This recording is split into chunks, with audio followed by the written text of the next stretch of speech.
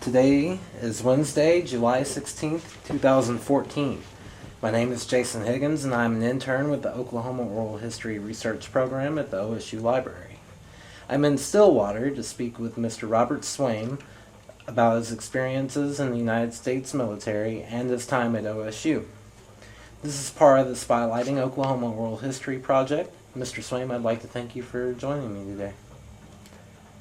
Let's begin with when and where you were born. Well, I was born August 7th, 1935 in Rensselaer, Indiana. Okay, and talk a little bit about your hometown. Well, again, it was founded, it's about 5,000 population, has been forever. And it was founded in early 1800s. A family that came from New York through the river system and stopped there and found the town. We have a street called Van Rensselaer Street in that town. And the original founders from New York are buried in the Presbyterian churchyard in my hometown. Interesting. And tell me a little bit about your parents. Well, when I was growing up, we lived in a house in Rensselaer, nice house, not big, but nice. And my mother cooked dinner at night. We all sat around the table and ate. My sister was 4 years younger than I am, and she was there at the table, and so was I. And my mother, father. So we ate together for several years until I left the house. And my dad and mother divorced later, and my mother stayed in the same house we were growing up. And my dad moved to another house in the same town and married another lady from the area. But then they moved, those two moved to California. How old were you whenever your parents divorced? Yeah, so he moved out there, and she moved out there with him, my stepmother. So they lived in California. They worked in a motel for a while there, but later they moved to an area, remote area in California, small place. And he worked at a service station. He was taking wheels off of semis that had flat tires and putting them back on. So, of course, he was a lot younger in those days and could do it. But he was pretty strong. How old were you whenever your parents divorced? Oh, gosh, let's see. I was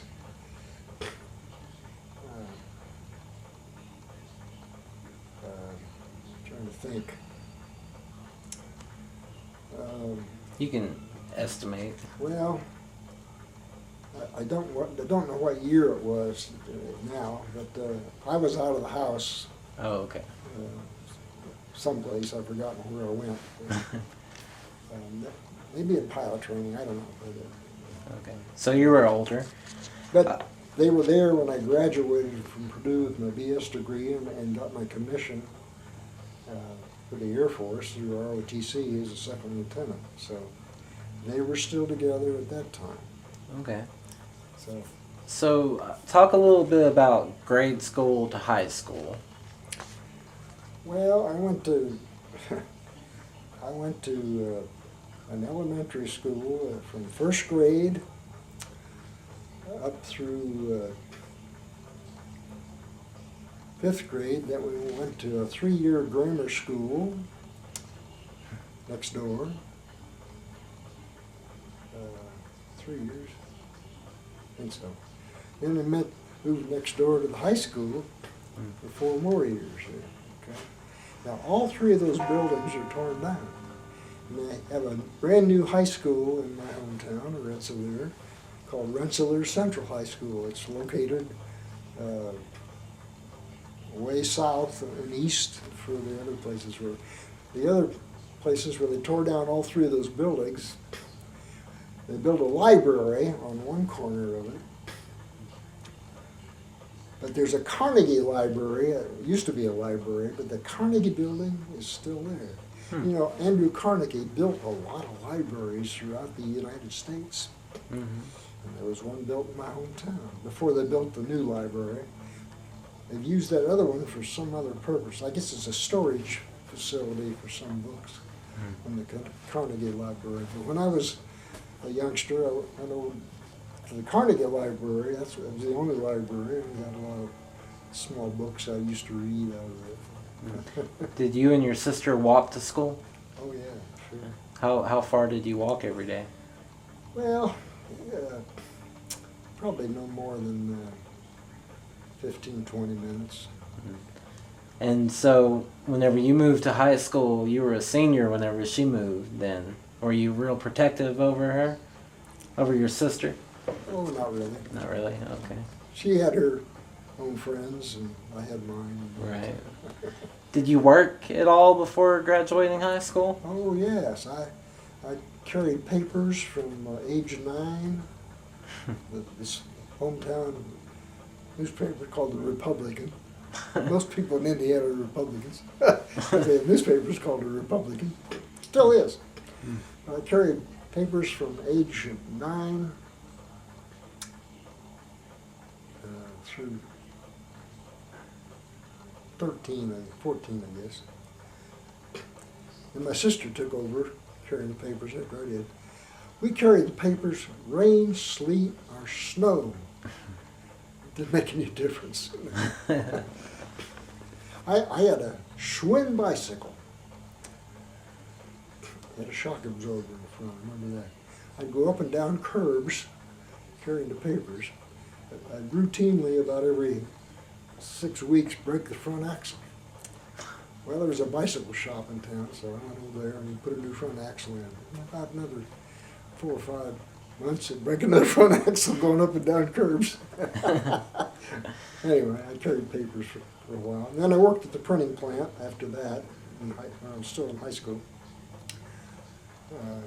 where the papers were published. And my job on Saturday, they had linotypes, was melting the lead in a pot and pouring it into water-filled ingots so they could take them and put them in the linotypes. Well, I had asbestos gloves on. I wonder I didn't get cancer from it, but they weren't shredded or anything. But had them on because I had to pick up those hot ingots and put them in a cart. So, and I had to fill the ink wells underneath the presses. Man, that was a job. I got ink all over me. So, it sounds like you come from a modest background. Tell me how you made it to Purdue University. Well, Purdue's only 40 miles south of my hometown. Oh, okay. When I started as a freshman at Purdue, the ratio of men to women was 6 to 1. 6 men? 6 men to 1 woman. The women went there to get married. Now it's about half and half of Purdue. The largest university in enrollment in the country is Ohio State. They have 75,000 students on the Columbus campus now. Purdue has about 37,000. They split the enrollment at Purdue and Indiana University south of there. And Indiana University has sort of the liberal arts and the law school. The medical school for Indianapolis, for Indiana, is in Indianapolis, Indiana, not down at the university. But Ohio State University in Columbus has everything on the campus. They got the medical school, they got the vet school. Purdue has a vet school. They got the ag, they got the engineering. Everything on the one campus that Purdue splits between Indiana and Purdue. So, did you have any teachers influence you to go to Purdue? What decisions led to college? Let's see. Yeah. I had one teacher was a Chinese professor. No, he was an older guy, Chinese professor. He always impressed me. He never used any notes in his lecturing. And he could just do it, And he was my major professor for my master's degree at Purdue also. But, he later went back to China. Hadn't been back for many, many decades. And he died over there. I knew him and his wife very well. They were here in the Purdue area. They started a Chinese restaurant at Purdue with some other Chinese faculty members. And it was really good. We went there several times with them. So, what got you interested in aeronautics? Oh, I was always, I was a kid building balsa wood airplanes with propellers on them, that kind of thing. Military airplanes in those days. I had some German airplanes, had some Japanese model airplanes, stick airplanes, with white fabric, paper fabric, but you doped the fabric so it made it really stiff. Had a rubber band propeller on them. When I got tired of them, I had it upstairs in our house. I'd open up the window, put a match to them, and throw them down. So, during your time at Purdue, this is Cold War era, correct? Trying to remember. You mentioned in the 50s, right? Yeah, it pretty was. Was there an emphasis on aeronautical engineering as a factor of the Cold War? No, that has nothing to do with it. Okay. No. It was just an interest I had. Okay. All right. What are some of your favorite memories from Purdue? Well, I have a more emphasized question of how did you compete with the 6 other guys to 1 girl ratio? Well, the competition between the men, that was no competition at all. No competition for you? The competition was for the few women. Yeah. Oh, I see. Well, a lot of the women got married there, of course. Okay. Did you meet your wife at Purdue? No. I met her in Big Spring, West Texas, at pilot training. Okay. Big Spring. It's on I-20. It's about 40 miles east of Midland, Texas, where George Bush worked.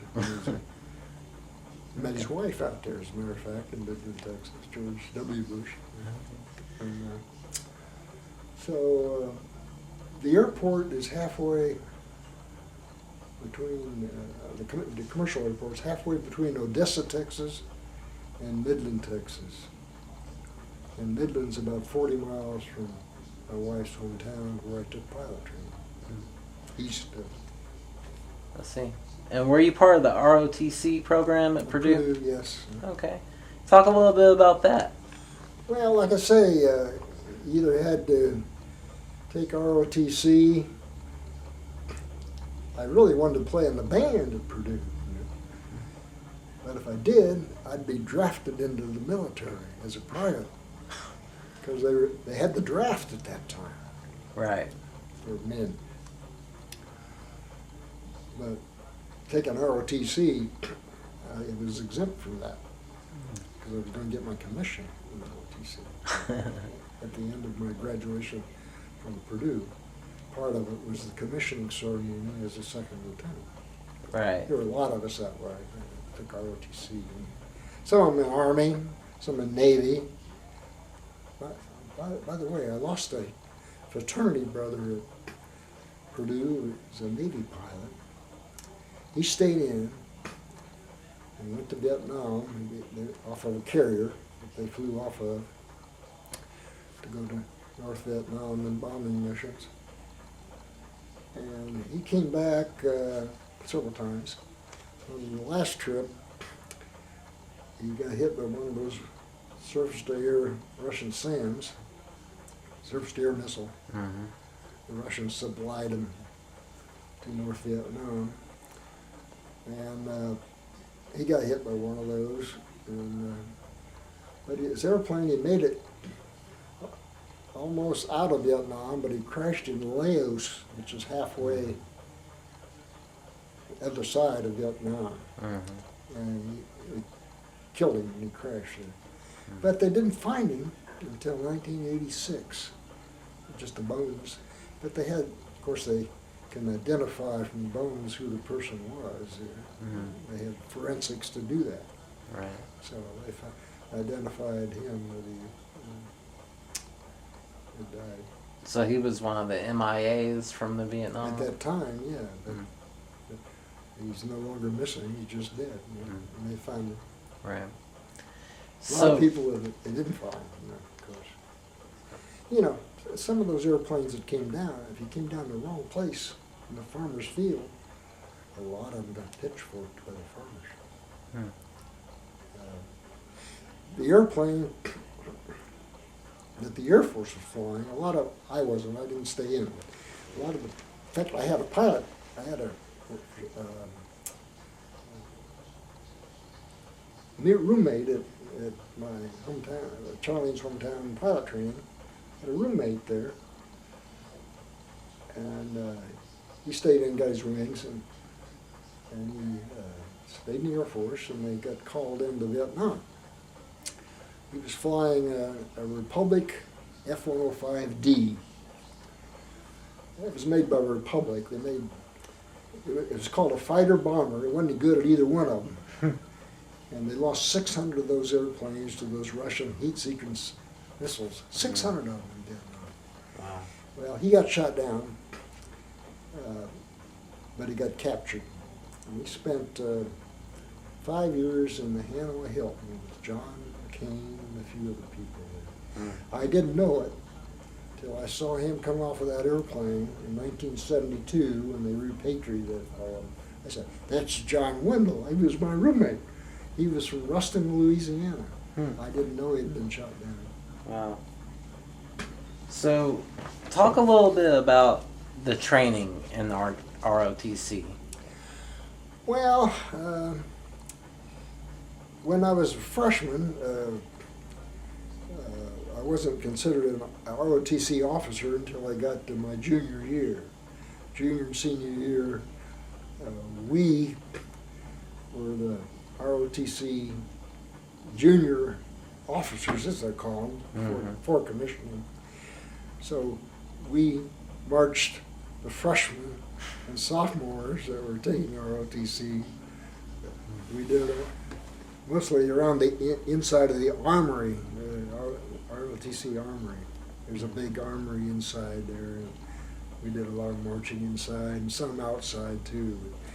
The juniors and seniors were the ROTC student officers, we call them.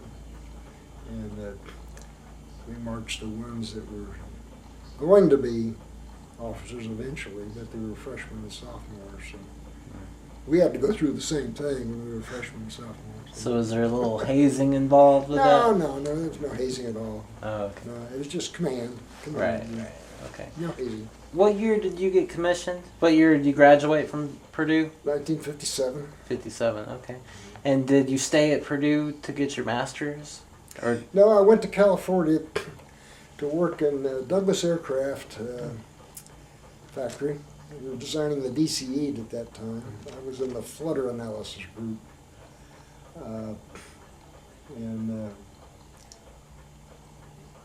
I stayed there for about 6 weeks, I guess, and then decided to come back and get my master's degree.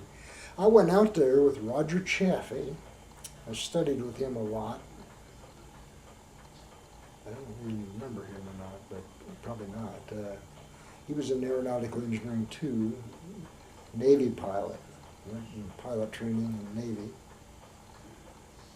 He was later selected as an astronaut when he was at the Air Force Institute of Technology getting a master's degree from the Air Force. When I was there, I talk to him, because we went to California together. We studied together at Purdue at aeronautical engineering together. Well, he was one of 3 people killed on the Apollo 1 fire. It was a pure oxygen environment. They were practicing as the Apollo 1 3 astronauts. Gus Grissom was one. He was one of the original seven astronauts, and he'd been flown on one. In fact, he sunk one of those things in the ocean when he decided to get out too soon. And then the other guy, Ed White, was killed on that fire. He was our next door neighbor at Wright Patterson Air Force Base. Big guy, tall. He was the first one to do a spacewalk on the Gemini program as an astronaut. But he was tethered to it outside. He wasn't free floating. But he was the first one outside of a capsule. Interesting. And he was killed in the fire. But he was our next door neighbor at Wright Patterson Air Force Base in base housing. Did you have In fact, he came over, he didn't have a telephone, came over to use our telephone until they got one set up. Wow. His wife was a stand-in for Judy Holliday in the movies. She looked just like her. Wow. Interesting. Did you have any classes at Purdue with anyone in NASA? Well, yeah. Neil Armstrong. Yeah.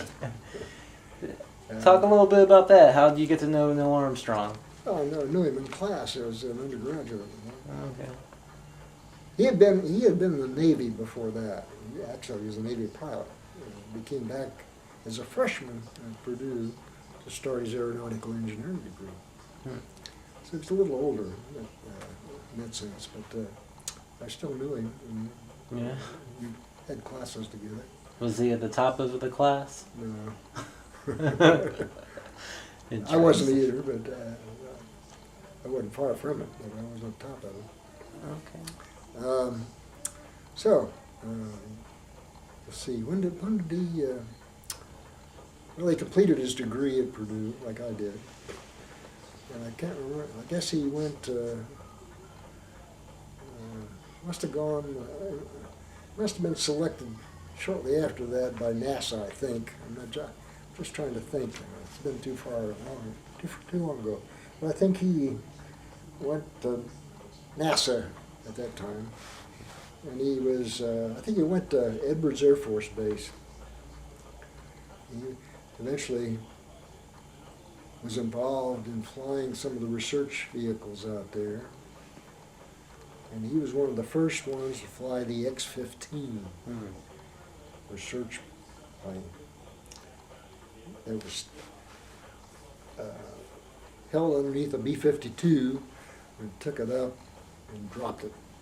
And he hit the rocket engine and zoomed up to 200,000 feet or so. Unpowered. After the rocket engine blew out, he had to come back to Edwards, dead stick, no power. Flying back, lining up at the dry lake bed, which is a very long runway, and landed that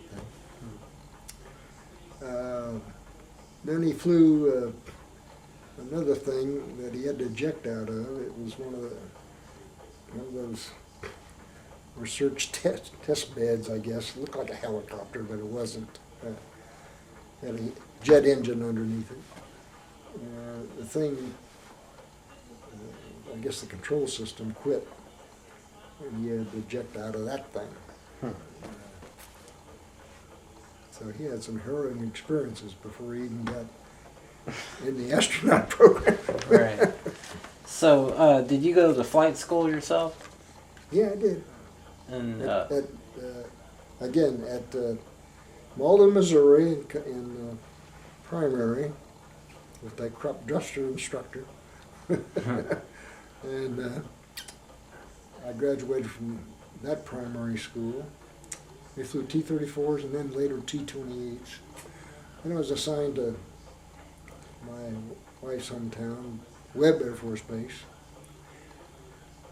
flying T-33s at that time, the jet, T-33 jet, single engine.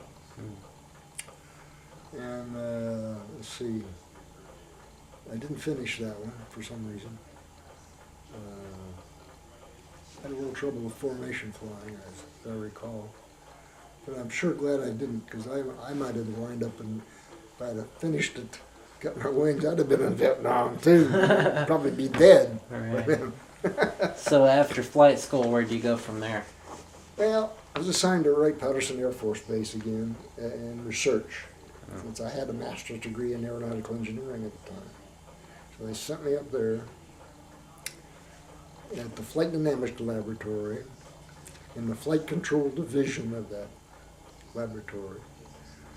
And I later became a section head there, and doing some contract work with some contractors, North American Aviation actually. So I had a contract to develop the B-1 bomber control system. The stealth? But no, Oh. I let the contract for the North Americans to build it. Oh. And I was out there with them and supervised some of that. That airplane had two little fins on the front of it, the cockpit. They were there because that airplane was so flexible in the fuselage, the pilot, the instruments would be a blur to the pilot because of the elasticity of that fuselage, the way it was designed. Very structurally efficient. So we had to have a control system that would suppress that vibration so the pilot could continue to read his instruments. Yeah. There were two of those airplanes built, only two. It was a delta wing kind of airplane, bomber. That's what it's going to be. They had GE jet engines in it they were built at Cincinnati, General Electric. They still rolling now. They were doing a photo shoot because of those jet engines, that airplane. Well, Joe Walker was flying an F-104, he was a test pilot, photographing the engines while they were doing the photo shoot. Well, there were two vertical tails on that airplane. He got caught in the vortex, sheared off those two vertical tails, killed him instantly in his jet. Oh, wow. Put that airplane in a flat spin because it took off the fins, back fins. The ejection seat on that airplane had to be powered backwards for both the pilot and the guy next to him to get out of the airplane through the ejection seat. Had to be powered backwards to get in position. Well, that thing was going into a flat spin. Bob White was the North American test pilot. He got out of it. But a second too late, Carl Cross, major in the Air Force, pilot, next to him, waited a fraction of a second, and the flat spin got so much centrifugal force he couldn't get his seat backwards. He wrote it down and killed him. He was a good friend of mine, Major Carl Cross. That was the first of two airplanes they built. The other one is in the Air Force Museum outside at Wright Patterson Air Force Base. They never flew it again. Wow. The second one. Except to fly it to the museum. To back up a little bit, you received your Master's of Science from Purdue University as well. You got your Master's from Purdue as well? Yes, I did. Talk a little bit about graduate school. Well, I did a master's thesis on my master's degree. It was dealt with aerodynamic heating with a two-dimensional airfoil. So it was cutting edge of research at that time for my master's degree. My major professor was that Chinese faculty member. Shu Lo was his name. Shu, S-S-H-S-U was his first name, Lo, L-O was his last name. But he was a long-time faculty member at Purdue Aero School, and he was my major professor for my master's degree. And he was interested in what I was doing on that aerodynamic heating research for my master's degree. And he said, the result you got for that, nobody else has seen anything like that. So I did it for my master's degree and my thesis. And he was intrigued by that, and he talked about it to some of his colleagues in other places because of the work I was doing on that for my master's degree. Wow. Obviously, I graduated. Yeah. And did you pursue your education further than the master's? Well, at Ohio State University later, Okay. courtesy of the Air Force as a civilian. So the Air Force paid for your doctorate's degree? They sent me, actually I commuted from Dayton, Ohio in a Volkswagen Bug 5 days a week to Columbus campus. It was about an hour and 15 minutes to get there. Huh. Even in the wintertime, with that rear engine Bug, I could just zip through that snow, whereas other people, the front engine, they were just spinning their wheels in the snow. So the Bug is highly associated with counterculture during that era. So you drove a Bug. Mm-hmm.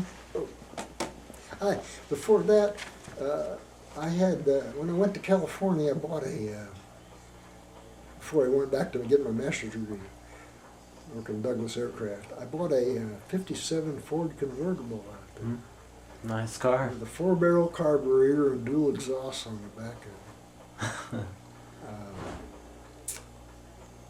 I got about 9 miles a gallon on the highway, but if I didn't want anybody to pass me, they couldn't. I bet. I wish I'd have kept that car. It'd been worth, if I'd kept it in good condition, it'd be worth about $85,000 to $90,000 now. Right, right.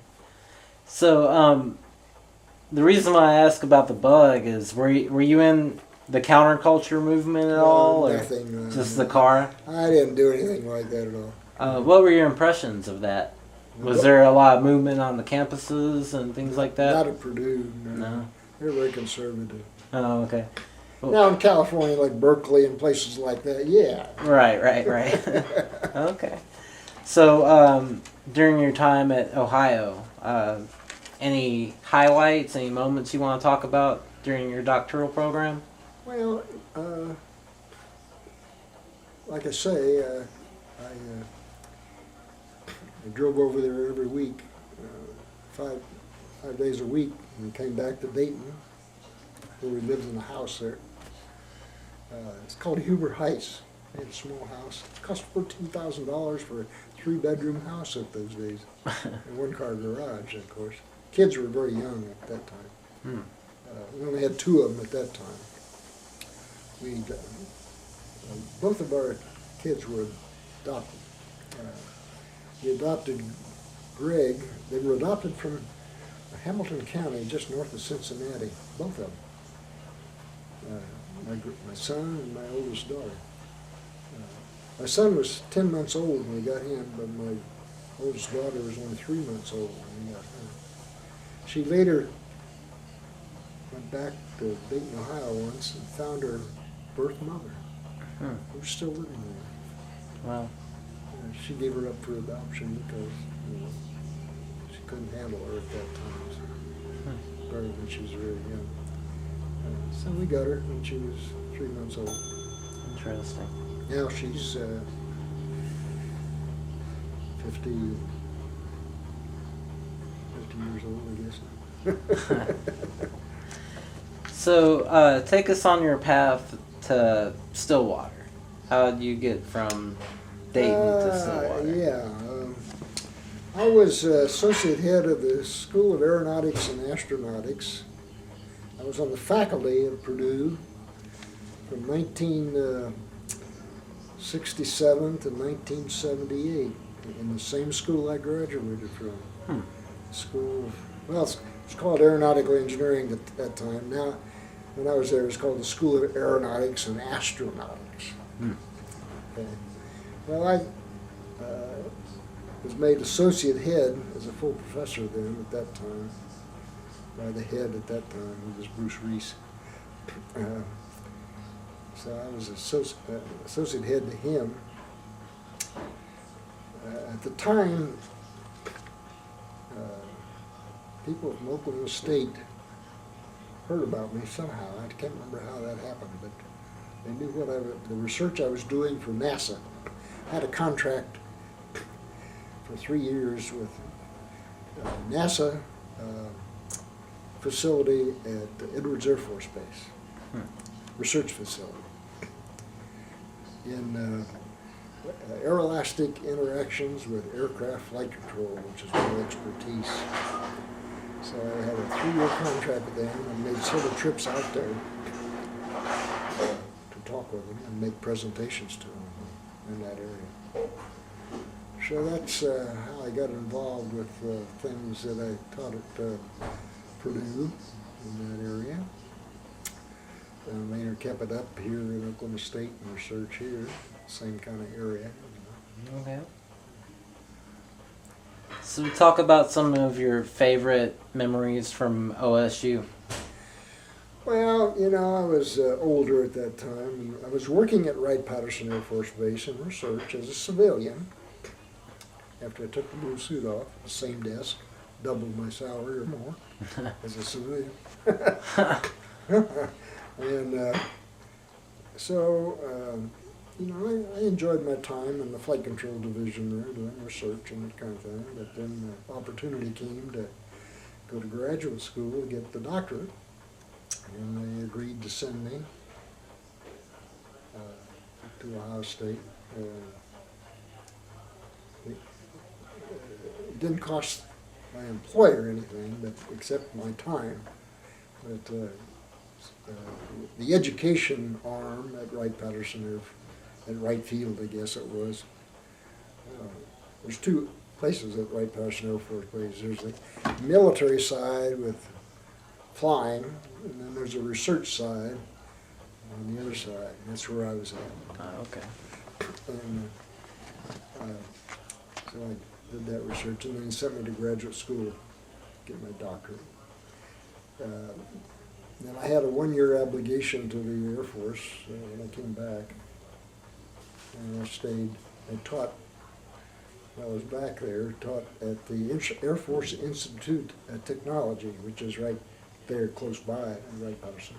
Okay. Still on the base area. But they had a lot of military officers taking master's degrees at that Air Force Institute of Technology there. In electrical engineering, which I got my degree in electrical engineering at Ohio State. After 2 degrees in aeronautical engineering. Because I needed both backgrounds in flight control work. So anyway, so I taught. After I got my doctorate, I taught for a year at that Air Force Institute of Technology to those Air Force graduate students there. Okay. So you've been to 2 OSUs in your life. That's right. Ohio State University and Oklahoma There's State. one more. It's in California. Oregon State University. Right. Okay. So talk about your roles at Oklahoma State. Well, I came here in '78 from Purdue as Associate Dean at the College of Engineering, Architecture, and Technology. I was the academic program associate dean. I dealt with all the school heads in architecture, engineering, and engineering technology. And I also supervised the public service arms of the college. One was engineering extension, and the director for that. One was fire service training, which they had as part of our college. Another one is fire protection publications. They publish the publications that the fire departments all over the world buy.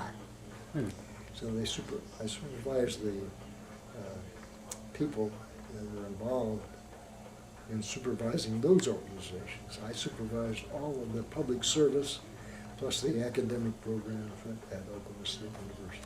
Okay. And I had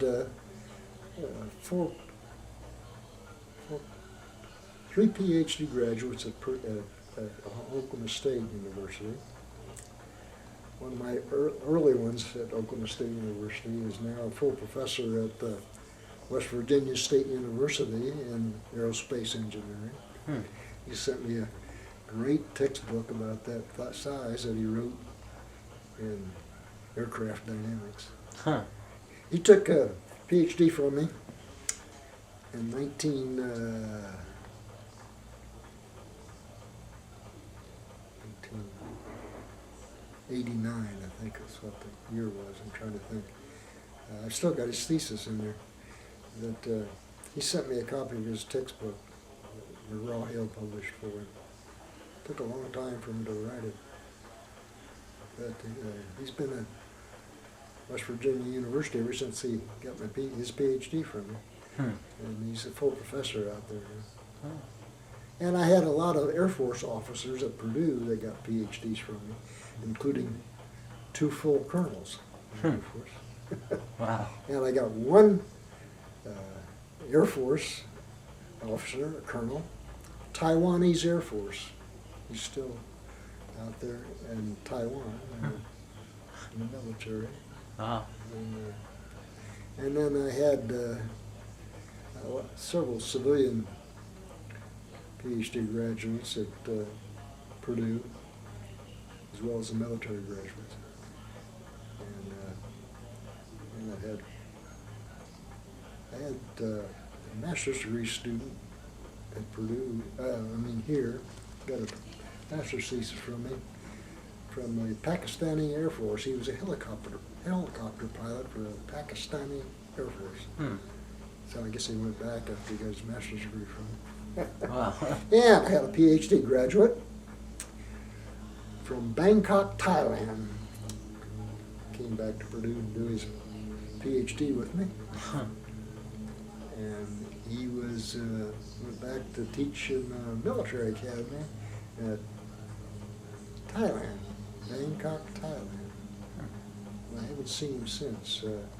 They had a coup over there. The military had a coup that deposed the civilian. Just recently, I just right? wondered if he was involved in that. I haven't heard of the coup. So what are some of the greatest things about teaching for you? Well, I just enjoyed it.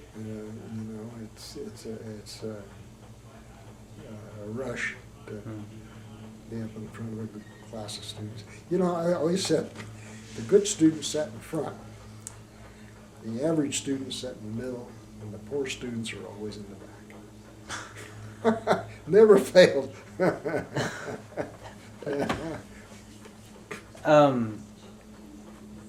What kept you in Stillwater after retirement? Well, I don't know. It's just a nice place to live. Yeah. Okay. It's a small enough town that you can get around fine. It's kind of hectic when the classes are in session during the regular year, but Right. other than that, summertime's not bad at all. Traffic. Did any of your children go to OSU? Yes, my daughter graduated in speech pathology here, and then she later went to commuted to OU Medical School for her master's in speech pathology. My son graduated here in economics in the arts and sciences program, and he later got his master's degree in sports geography, which is the only program in the country that has a master's degree in sports geography. He was always a sports fan, but he could never play sports, but he could sure coach it. He had a very rare form of muscular dystrophy when he was 5 years old. It was a non-progressive type. Of course, now he's 51 years old. He had to have some surgery. He had some back surgery when he was in high school. And he's got 2 turnbuckles, rods up his spine. When he came out of surgery, he was 2 inches higher. And then later he had some staples in his one ankle to keep his foot up and down. But he's fine. He's great. And he's doing basketball recruiting now for youngsters. And he's got his oldest son, Sean, who's running a lot of his tournaments in Dallas and some around the area. So my son attends them, but he doesn't do any of the coaching. He lets his son do all the coaching and runs the whole program and hires the referees and the timekeepers and all those people. And they set up teams. Teams come in from all over the country. In fact, we were there a couple Saturdays ago at Frontier High School, which is just east of Red Rock up here by the power plant, about 6 miles from Frontier High School. And they had the tournaments up there.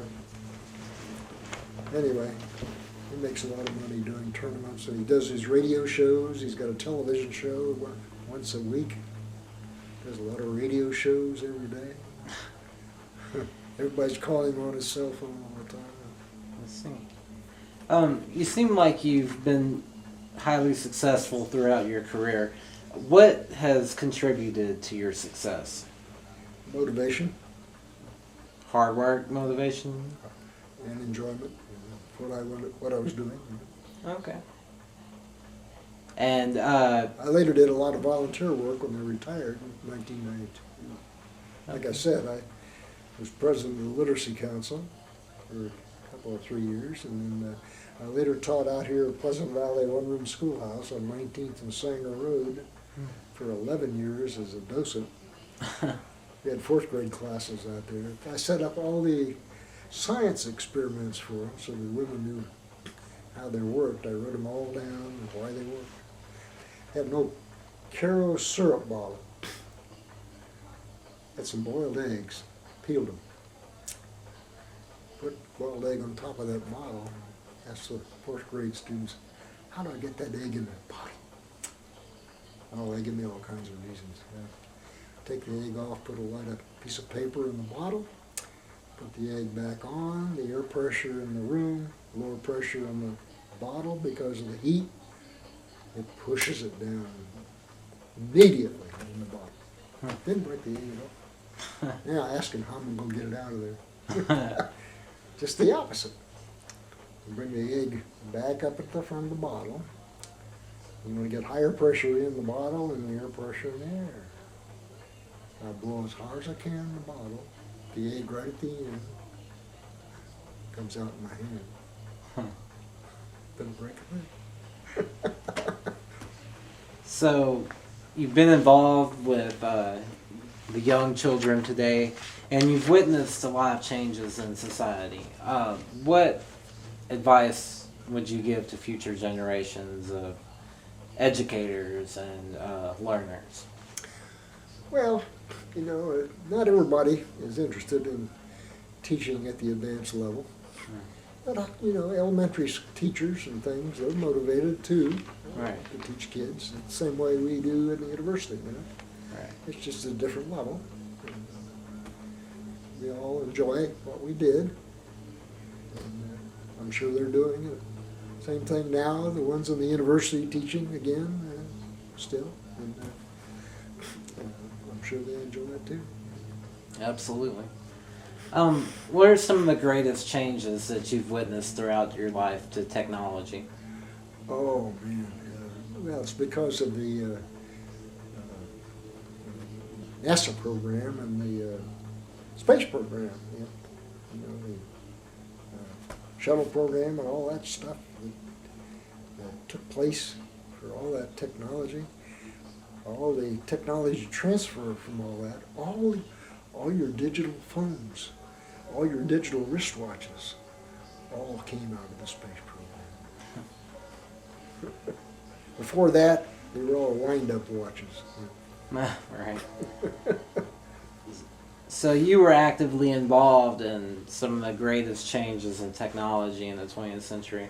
How did you feel whenever you saw a classmate walk on the moon? I'm very impressed. I've met several astronauts. Purdue has had 20 astronauts. I had 3 of them in class before they became astronauts at Purdue in aeronautical engineering.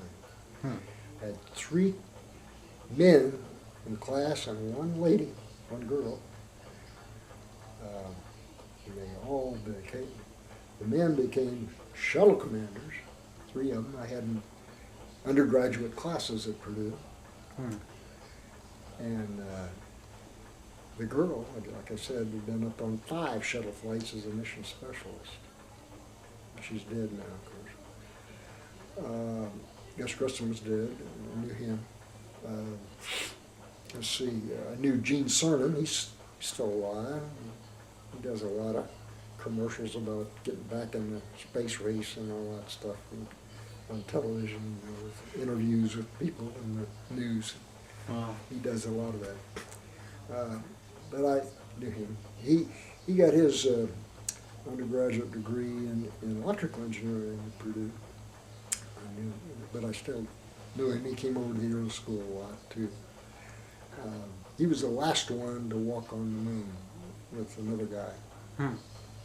It was the last time they sent anybody to the moon, but he was the last one with one other person. I forget who the other one was now, to walk on the moon. So what's the next frontier for humanity? Oh, NASA doesn't have the budget to do much else anymore, unfortunately.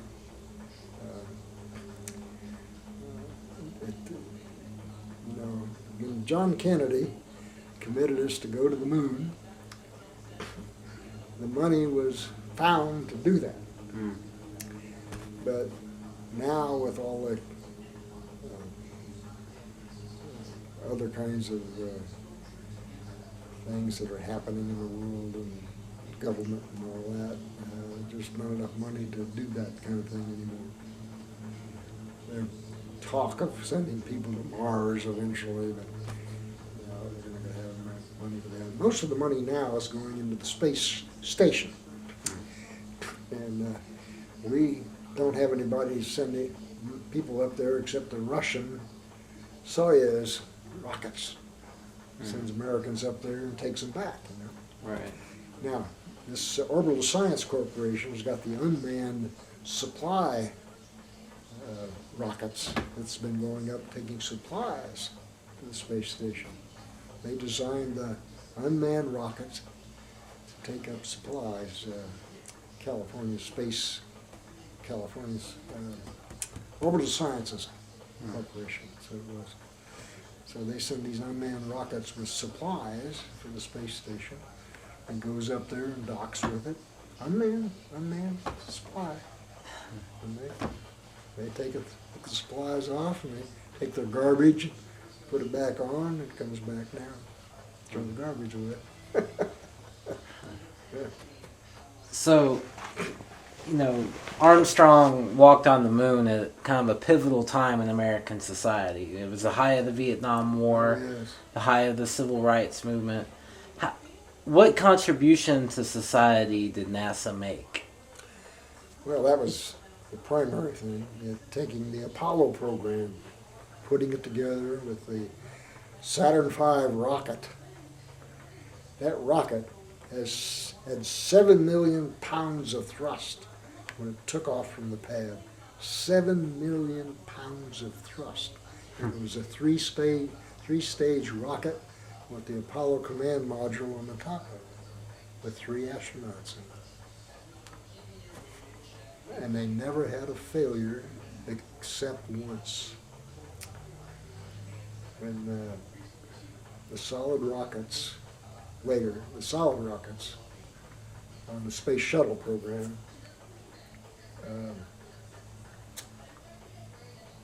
I had solid rockets later.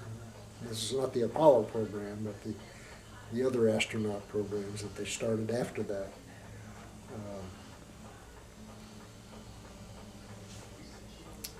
Putting people in orbit and that kind of thing. But, the solid rockets, it was cold that day, and the seals on the solid rockets shrunk.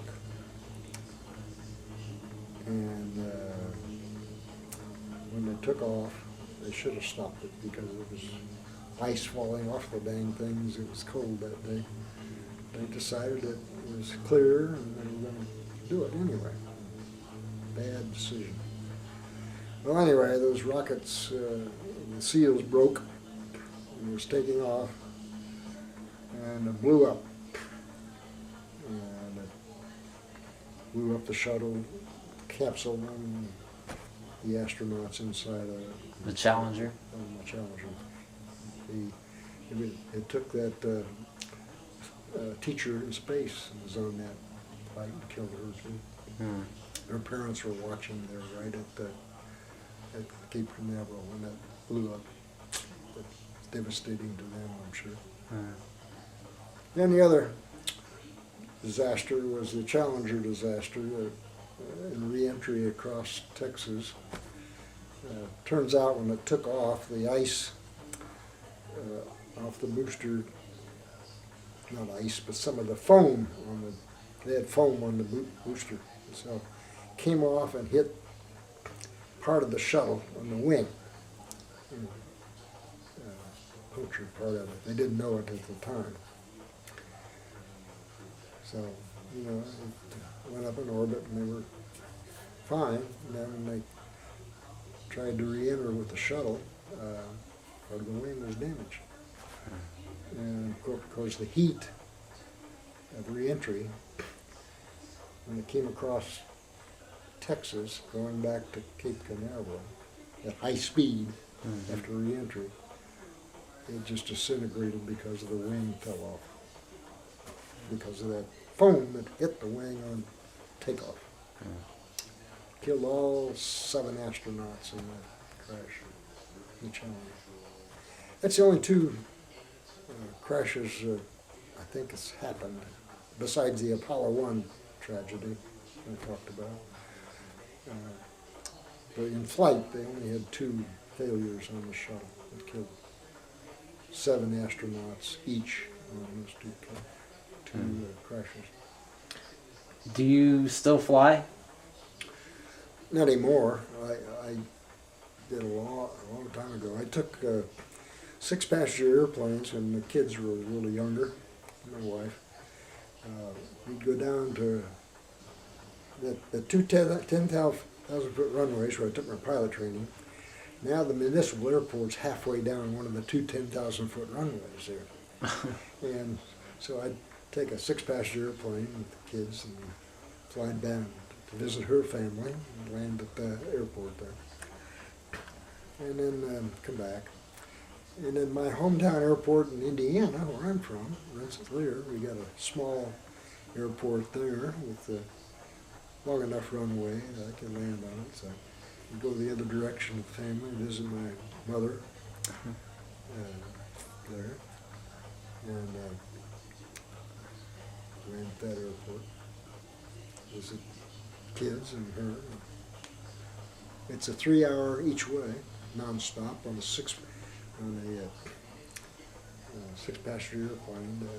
The Cessna 210 has 90 gallons of fuel in